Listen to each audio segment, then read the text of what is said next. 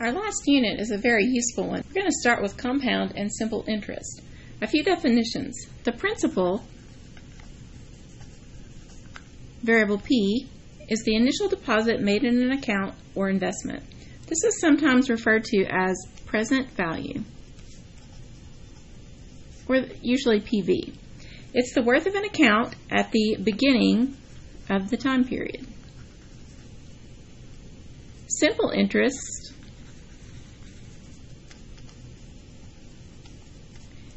usually denoted with capital I, is interest computed on the principal only. The formula, and you've seen this before, is principal times rate times time. This type of interest is usually only used for short-term loans, so not typically a car or a house. T is going to be your time in years, and over here we've got R, which is going to be the rate as a decimal. So as an example of something with simple interest in real life would be a T-bill, and you can read a little bit about what a T-bill is like, and you'll have a problem with a T-bill application in WebAssign. Another definition, the accumulated value.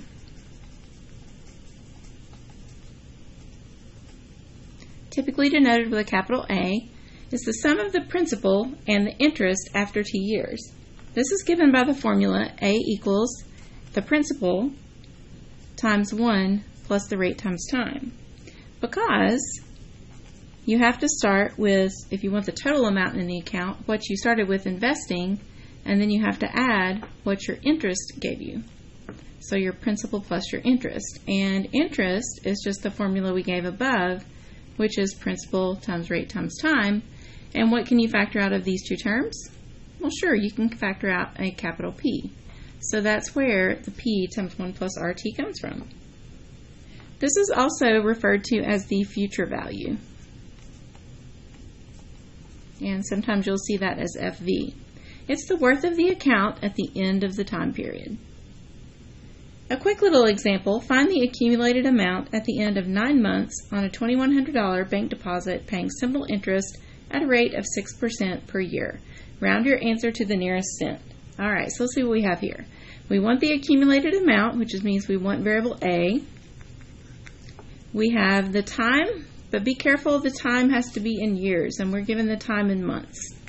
So how do we turn months into years? Well, it's going to be a smaller proportion than 1, so we're going to say 9 months out of 12. So that's going to be 9/12 of a year.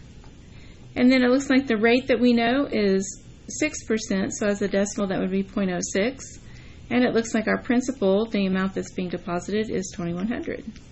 So we can follow our formula and get A equals P times 1 plus, I'm just plugging into here, R, and then T. And so you want to be really careful with those fractions. You've got to have parentheses around them. Typing this into your TI, 2,100, and then 1 plus 0.06, put parentheses around your fraction, 9 divided by 12. Close, close, and hit enter.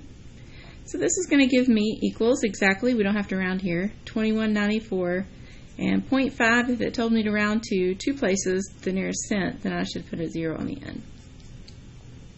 So $2,194.50.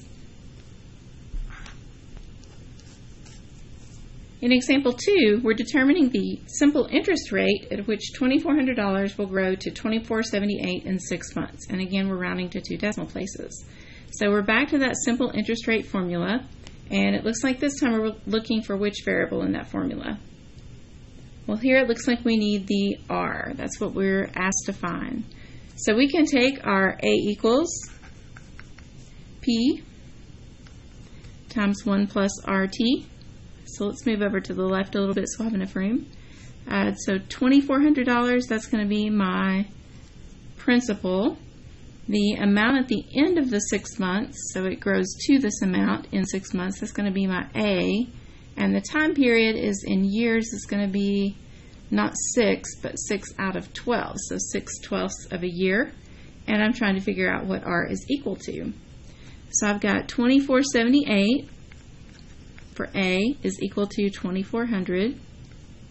and then 1 plus, I've got r is my variable I don't know, and then times the time, which is going to be 6/12. So to solve this, remember you need to solve for r, so if you need to highlight that to remind yourself what you're trying to solve for, that might be helpful. So we can go ahead and divide both sides by 2400.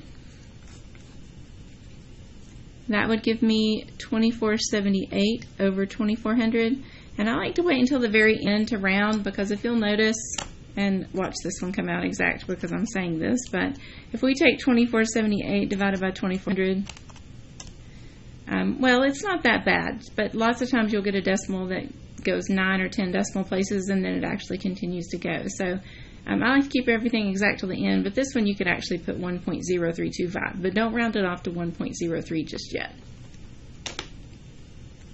So this is 1 plus r times 6/12, and if you want to make that 1/2, it might even make your life a little bit easier.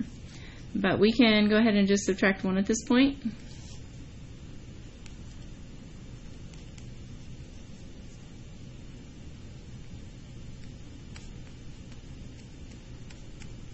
And then how do we get rid of multiplying by 6/12? We can just multiply by the reciprocal of 12/6, or simply just 2, if you wanted to do that. So we end up with r is equal to, so just 12/6 is equal to 2. That's the only thing that I did here.